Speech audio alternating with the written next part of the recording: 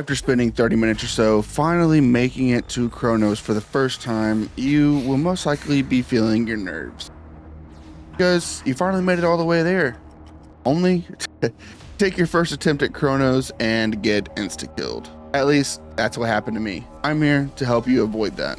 So today we're going to go over how to beat the Titan of Time himself, Kronos. When you first enter the throne room, you will notice that there are rat men lined up along the sides of the hallway. Be ready, because once the fight starts, they're gonna attack. And honestly, there are very few times during this fight that it'll be a true 1v1 fight. Kronos makes sure to keep it unfair by summoning different enemies from your trek through hell. The enemies, however, will be a small part of this battle, as at this point, you should just be able to dispatch them very easily. The real test in this fight is going to be your dodging and timing abilities. During the fight, Kronos wields a giant scythe. With this scythe, he has 3 main moves he will do quite frequently. First, he will do a wide arcing swing in front of him that explodes after a few seconds. Second, he will throw his scythe at you in a circular motion that requires you to either dodge in or backwards to get away from.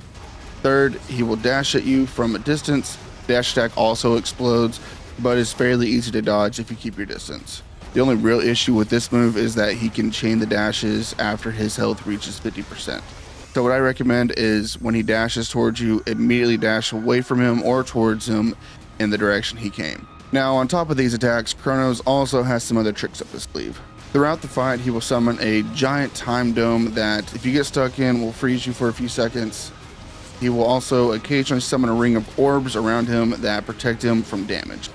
These orbs do go away after hitting you, a wall, or over time. So I recommend dashing to the other side of the arena and just waiting them out. Just be prepared, because Kronos will dash after you. Kronos also has an attack with these orbs that he will send them out spiraling around him.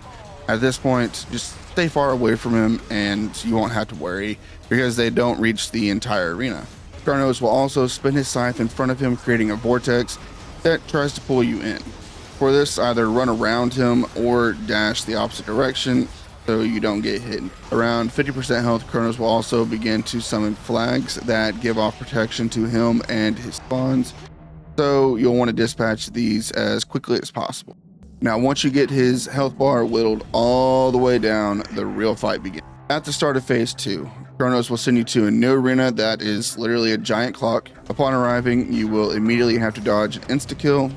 The whole arena will turn red except for a small circle on one of the numbers of the clock. Run inside it or get a game over. Throughout the second phase, Kronos will do this attack fairly often, and good news for you, if you have enough range, you can damage him while standing in the circle. The small circle can also be around Kronos, so if that's the case, stay close to him, but get far away from him as quick as possible. Now, on top of his abilities from stage 1, Kronos will also use a few new abilities with the clock around him. Without confusing you too much, if you see bright gold on the clock, avoid it. He will use all of the pieces of the clock to his advantage, with the hands of the clock moving around in a circle that damage you if you walk into them or get hit by them.